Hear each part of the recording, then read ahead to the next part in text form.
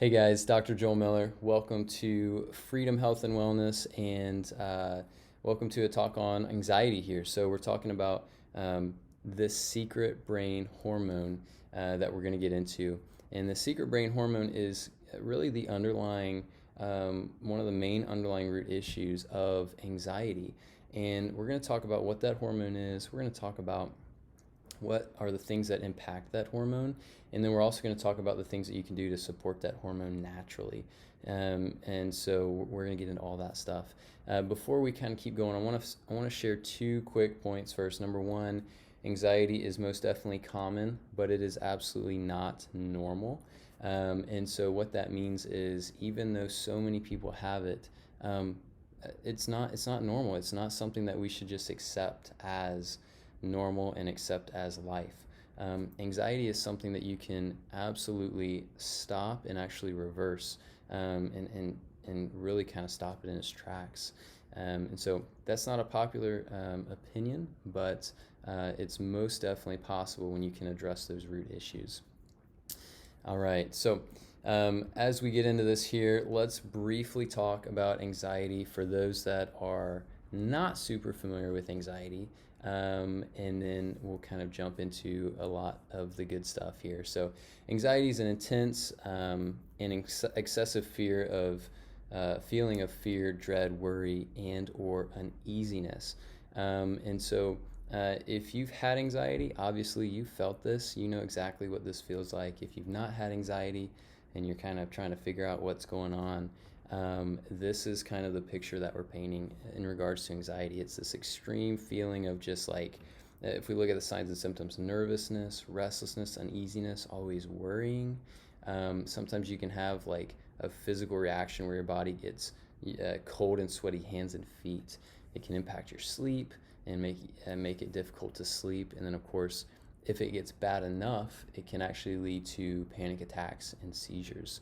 And so when we talk about anxiety, we'll talk about it, panic attacks and really seizures a little bit more in other videos, but these all are in the same family, the same underlying root issues. And so let's get into some of the kind of the biochemistry and so forth here in a minute.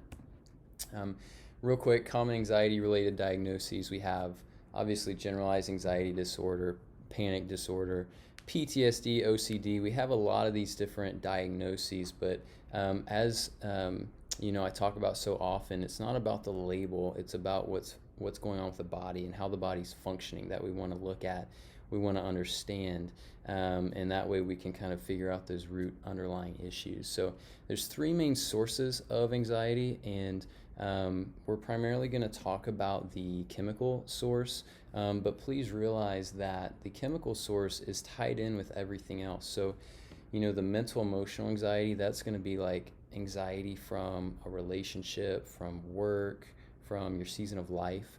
The physical anxiety is going to be, or the physical source of anxiety, I should say, is going to be just like so much wear and tear on your body. Maybe it's an old injury, maybe it's a car accident, injury and trauma that's happened that can literally impact your anxiety.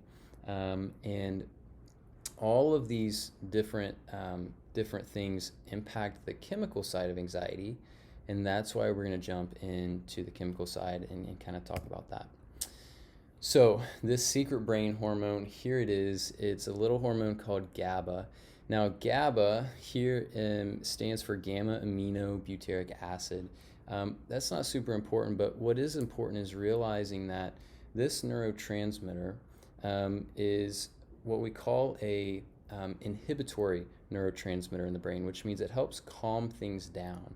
And when this hormone is low, when you're not making enough, it really sends your anxiety through the roof, because basically your brain just becomes more stimulated, more excitatory, and that results in anxiety. So GABA comes from another brain hormone in the brain here called glutamate. Glutamate is extremely excitatory, which means if you just have a huge buildup of glutamate, your whole brain, your whole nervous system will go bonkers, and that's basically what happens in seizures. But on a kind of a lower level, that's exactly what happens with anxiety and panic attacks. So we have this low GABA. What causes the low GABA? What impacts it? So obviously we have a number of things here. We'll start kind of on the left side. So physical stress. So we talked about injuries, fascial imbalances, traumas. That all of that, the injuries there and the inflammation, that can impact your GABA and cause you to have low GABA.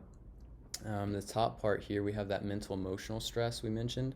If you have some kind of issue with work, with your work environment, some kind of issue with family, or life in general, that mental stress can actually deplete you of GABA and result in a GABA deficiency, and obviously that leads to anxiety. We're going to talk about how to combat these on the next slide here, but let's talk about the chemical stressors here, because these are the ones that most people have no idea about and they're not real familiar with. So I like to spend some time here. Inflammation, right? So most people know if they have inflammation, they feel inflamed, they usually have pain, things like that. Infections, this one's a little bit harder to spot, right? Because we're not talking about infections like the common cold. We're talking about infections like what we call subclinical infections. Some people call them silent infections. Basically, it's like a low grade, or it's a chronic infection. Maybe it's viral, could be bacterial or even parasitic or even fungal. But those infections that kind of just like are kind of there in your body can cause so much inflammation and can really result in low GABA. Blood sugar dysregulation. This is actually a really, really big one that you can kind of address fairly easily. So if you are not eating enough protein, if you're not getting enough good fats, you're getting too many carbs or sugars in that balance. If you're eating just constantly throughout the day instead of 3 basic meals with no snacking in between, your blood sugar could be all over the place, right? And whenever your blood sugar drops, your adrenal glands are going to release cortisol, and that's going to send your blood sugar back up, but it's also going to run you down of GABA, and that's going to make you more anxious. Heavy metals, other toxicities, primarily ammonia is a huge one that can really run down GABA. And then, of course, screen time is actually one that I see. Screen time can be pretty stimulatory for the brain, right? And can run you down on some of the cofactors that help make GABA. So next, let's get into supporting GABA, okay? So we're going to talk more about anxiety and the different things that we can do to help and support this. But here is a couple kind of general ways that you can support GABA. So to get to the bottom of anxiety, obviously we have to keep in mind a few things. Number one, your blood sugar has to be balanced. And like I mentioned a minute ago, you want to focus on enough protein every day, and you want to focus on about 3 meals a day with no snacking in between. Those meals, usually you want them to be about 4 to 5 hours in between. We talk about balancing blood sugar. I've got other videos on that, but that's kind of the crash course, if you may. And so when we talk about what's enough protein each day, you want to aim for most women, I tell you, you want to aim around 75 to 100 grams of protein a day. For guys, you usually want to aim for about 100 to 125 grams of protein a day. Obviously, if you're more active, more fit, working out a lot, that number should be higher. But we're talking about what's really good for blood sugar, good for liver health. We're looking at that 75 grams to 125, somewhere in that range. Here's some very simple ways to support GABA. Let's look at the cofactors, right? So cofactors, so these are the different nutrients that help turn glutamate into GABA. And what that does is it takes that excitatory hormone, turns it into that inhibitory hormone, helps calm things down. So we're talking about magnesium, right? My 2 favorite types and the 2 main types of magnesium that I see most people need in my practice is magnesium citrate and magnesium glycinate. Okay, there's all kinds of other types of magnesiums, but I'm telling you, these two are the most commonly ones needed. B6, specifically the activated form, which is called P5P, can be extremely important in order to help make GABA. Zinc is another common one. There's other nutrients as well. I know, ashwagandha is a common one. There's some other herbs, passion flower, things like that. But when we look at GABA, number one, it's one that you can supplement, but oftentimes, if you're deficient in GABA because you're deficient in one of the cofactors, I'd strongly recommend getting that cofactor in, because the cofactor is probably going to be that nutrient deficiency is going to be impacting so many other areas of your health as well. So the cofactors are important there. Now, addressing the other root causes. Okay, this one is really an important aspect when we talk about long-term resolution, long-term basically reversal of anxiety and like not having anxiety at all. So the cofactors are helpful. They're going to help you feel better. They're going to lower that anxiety. They're going to help things balance out. But when we look at what's causing these nutrient deficiencies with the cofactors, we have to look at these root causes. So ammonia toxicity, I would say, is probably one of the biggest ones that I see in my practice for having low GABA.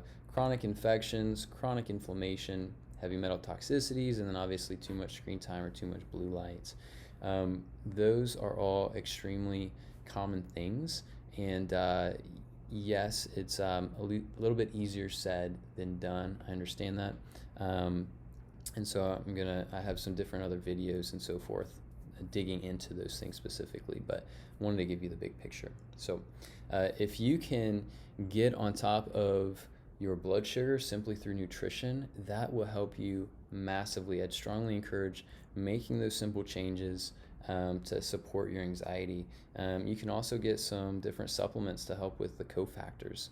I have some articles on my website. One of them goes into my favorite brands as far as supplements go, as far as quality brands, brands that are gonna have good nutrients there. And so I'd encourage you to check that out. Check out and look for more content as far as anxiety goes and addressing these other root causes. I hope that you have found benefit in this video. And as always, reach out if you have any questions, and reach out if there's any way that I can help you. I hope this has been helpful, and I hope that you can just take this information and just grow a little bit more in your health. And if that's the case, then I've done my job, and I'm thankful. So I hope you guys are having a great day. We'll see you guys in the next one.